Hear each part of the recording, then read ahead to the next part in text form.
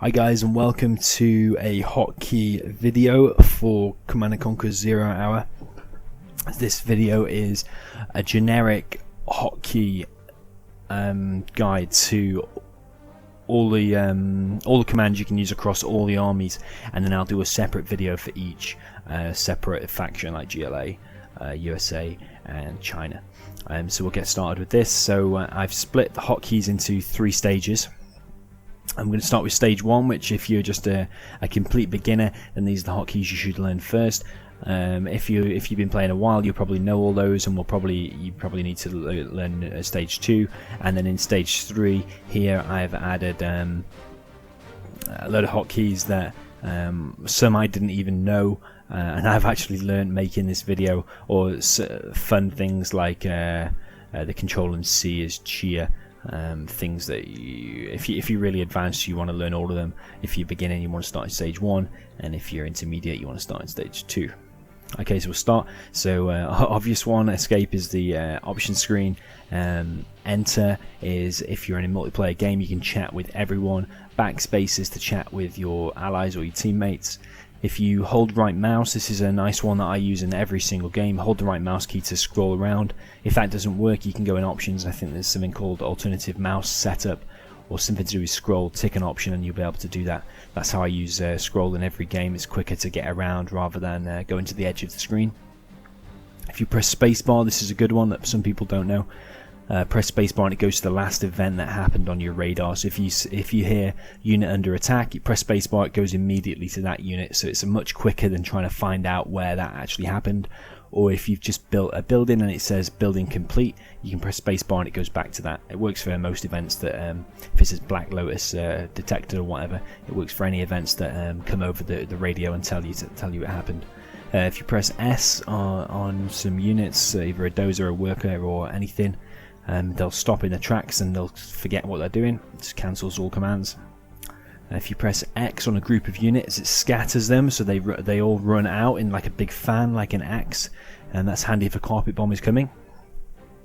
If you press V, it evacuates that selected unit. So like a troop crawler, it'll evacuate all your red guards. If you're USA and you select a V, it'll evacuate all your rockets. Okay, so if you press A with some selected units, you can do attack move. So I use that every game. That attacks the next closest enemy. Where are we now? Okay, if you do press G, that's a guard area. R is if you've selected some air units, they will guard the air. So that's handy if you're, say, like your Air Force, and you want to gather some raptors in the back of your base. You press R on them and they'll guard the air, so if any units come by, they won't shoot them unless you tell them to do it. If you press H, it jumps to your command center. If you hold the Control key and click on something, then the units that you selected will force fire the ground or force fire a building or a unit. You can even force fire your own stuff if you need to. If you hold Shift, and so say like you've selected some units and you want to select more in that same selection, you can hold Shift and click the next unit, and it will add units to those already selected. And if you press Tab, it toggles the player list along the left hand side. So that's stage 1. Like I said, most of you will probably already know that. If you already know them or you've learnt them, then let's move on to stage 2, where it's getting a little bit more advanced, but still not that advanced. It's just the basics you should learn first, and this is the next step. So next step is the Q key. So if you're on the battlefield and you've got loads of units all across your screen, you don't know what to select, press the Q key once and it will select all the combat units that you can see in your vision on the screen at that moment. If you double tap Q, it'll select all combat units across the whole map. Sometimes I use that in like 2v2v2s, and you can double tap Q and select all your units, and let's say you're dying anyway, you can double tap Q and gather all your units to attack a certain position to defend your base or whatever. Okay, so W, I never use this, but I probably should. It's a handy one. If you've got an aircraft selected and you press W once, it selects all the combat aircraft across the across the map, and if you double tap it twice, it selects all combat aircraft from the same sort across the map.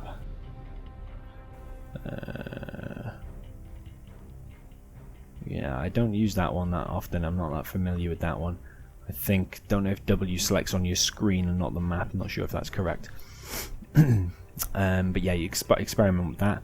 If you select a unit and then hold the Alt key, and then you click somewhere, and then click somewhere again, and then click somewhere again, it does multiple waypoints. So it's handy for like sneaking flamers down the side of the map to an enemy base. You can set its path and just forget about it, and the unit will go there, and then later on just go to the enemy base and you'll say, oh, I've got a flamer there, do a flame wall and finish his base.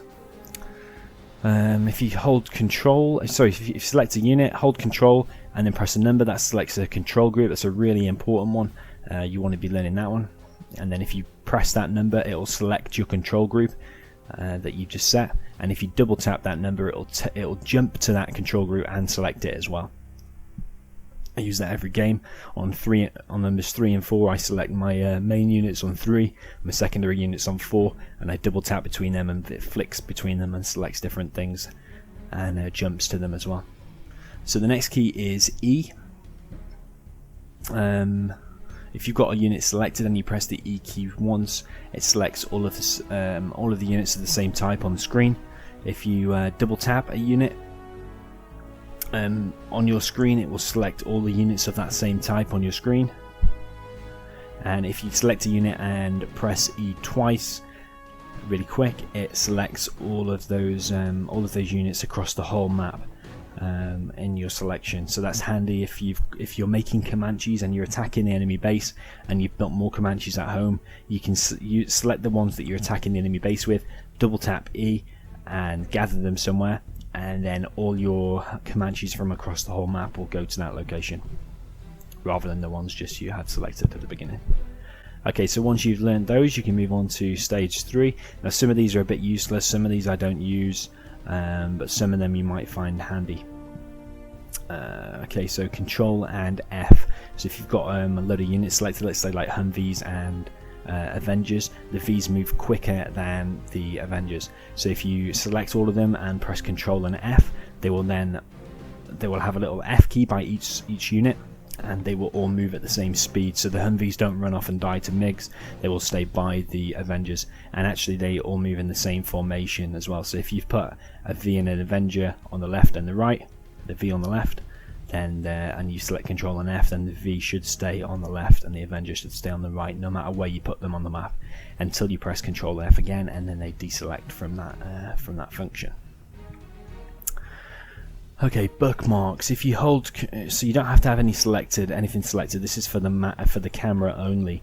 So you can press Control and F1, and it restores that viewpoint as a bookmark. It's going to be quite handy. I don't use it personally, but some players do. I think like Google used to use this.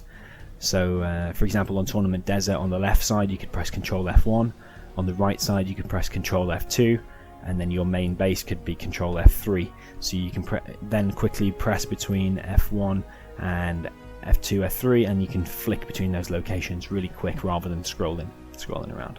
I don't tend to use that. Maybe I should, maybe it would be quicker. I don't know, it's up to you. A bit of a useless one: if you've just won a game, or at any time, you can press Control and C and the game should cheer. It doesn't affect the enemy. I don't think the enemy can hear it, but it should cheer for you. You just hear a sound through your headphones or through your speakers. If you press Control and H, it jumps to your hero unit. So like Jarman, Black Lotus and Colonel Burton, it will jump to that if you've got that on the screen. I don't personally use that. Didn't actually know about that until I made this video. If you press Control and B in a multiplayer game, you'll go to place a beacon. It has to be another human player in the game though, I believe, before you can do that. Or you can just click down and press beacon. If you press F9, it toggles between the command bar disappearing and not. I never use that in a real game. I only use it if I'm making like a cinematic video and you want rid of the toolbar. I'll use that just to capture the battle and stuff. If you press F12, it captures a screenshot. That won't help you in a game, but it's a cool thing to know if you want to make videos or anything. Where are we now? Keypad 4 and 6. So that rotates the camera either left or right. Handy if like you press a helix towards the top of the map and the helix has gone off screen, you can press 4 and 6 and spin round and select your helix. 8 and 2 zoom the camera in and out. Keypad 5 will reset the camera position, so often I will use 4 and 6 to rotate, and then I'll quickly press 5 to, it only works on the right side of the keypad, press 5 and it will reset the camera position. Sometimes the camera does mess up with the height of the terrain as well, so I'll often press F5 to reset it and make it normal so I can see as much as possible. If you press Alt and a number, you can view your control group. So actually I'll type that in, view control group. So it'll view your control group, but it won't select it. It won't select the numbered group. I never use that, to be honest. I don't know why you do that. I prefer to just double tap the number, and it'll take you straight to it, and you've got it selected, so it saves you time. But maybe that'll come in handy at some point. I don't know. Arrow keys for scrolling. I never use them. I always use the right-click scroll. However, you might want to use those if you don't like the right-click scroll. So I didn't know this, but I've learned this today. If you hold Control and press the left and right arrow keys, it selects the last unit you had selected, or the next unit. So if I've just selected some minigunners and I've deselected them, I hold Control and press the left key and it'll select the minigunners, and then I can even press it a few more times and it even goes back to it remembers the units you selected last. So that might be quite handy for you. And this one is quite a cool one I learned today as well. So if you hold Control and press the up and down arrow keys, it selects the previous or the next dozer or worker. So the next worker, I don't think they have to be idle, they can be doing anything, but it selects them. So rather than clicking the spanner and the hammer, which is the shortcut to select idle worker, maybe you can hold Control and press the up and down, and maybe that'll take you to it quicker. It jumps the camera to it and selects it, I think. So yeah, that might be quite a handy one. So yeah, there's all the hotkeys. I'll post these in the description. I hope you enjoyed it, and any comments or anything, leave them in the comments below, and be sure to like and subscribe the video if you like it. So yeah, thanks guys, thank you.